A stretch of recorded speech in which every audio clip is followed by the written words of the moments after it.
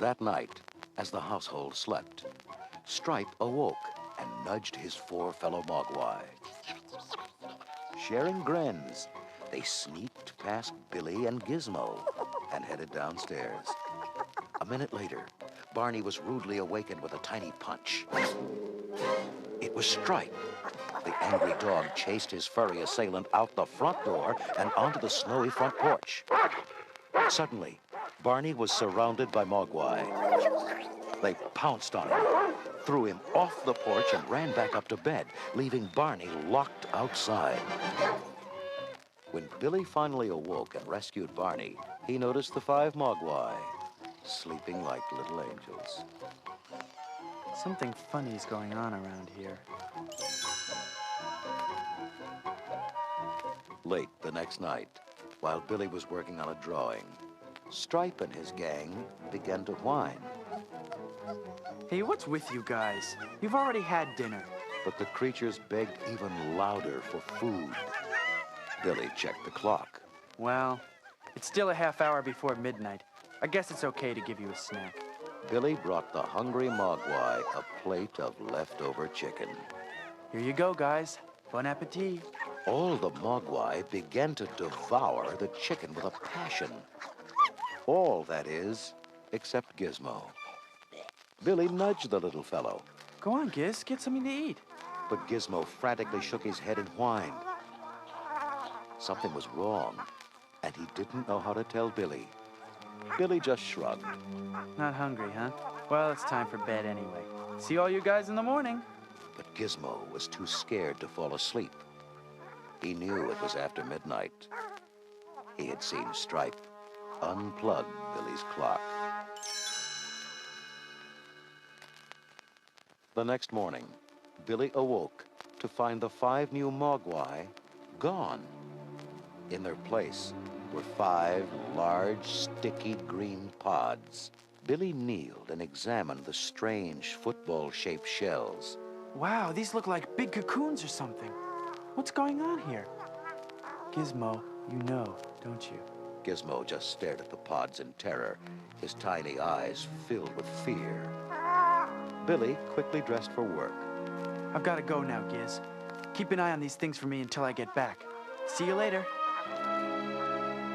The shadows grew long in the attic as evening approached. Gizmo still watched the silent pods in horror. Then, one of them quivered. Its surface began to bubble and crack. The same thing happened to a second pod, and then a third. The pods were hatching. Gizmo shuddered as green smoke hissed out of the widening cracks. Then, with a final burst, the pods opened and out crawled 5 horrible creatures. Gremlins. Gizmo backed away as clawed, scaly hands began to reach for him.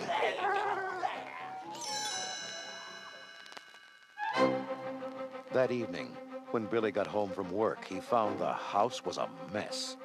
The Christmas tree was knocked over, and the kitchen was a shambles. Billy had an awful thought. Oh, no. Could this be the pods? He raced up to the attic, his heart pounding. There, he found the same story. His room was devastated. The door was off its hinges. Furniture was smashed, and papers were everywhere.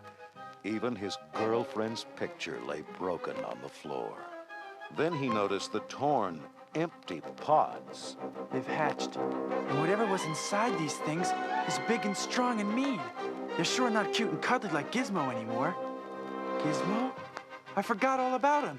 Billy searched the room frantically. Gizmo! Gizmo, where are you? There was no answer.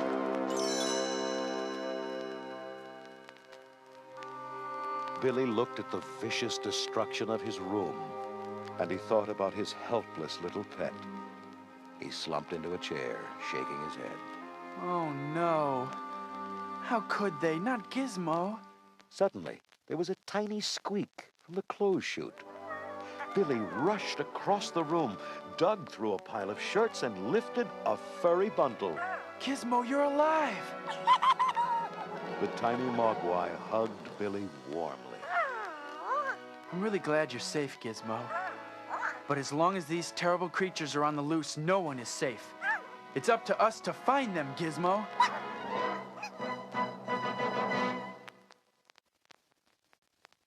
That was the end of Book 2 of Gremlins. What do the new monsters look like? And what will happen when Billy and Gizmo catch up with them? Find out in Book 3, Escape from the Gremlins.